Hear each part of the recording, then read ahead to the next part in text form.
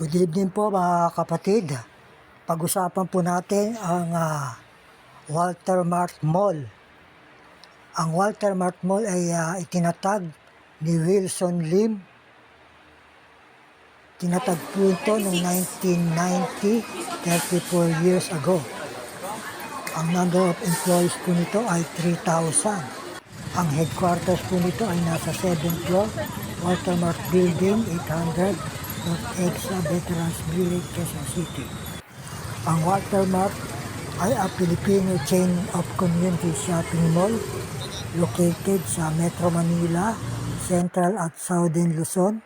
The chain operates its anchor store, Walter Mart Supermarket, Walter Mart Cinemas, Abenson Appliances, and home furniture Filipinos retail stores such as Watson's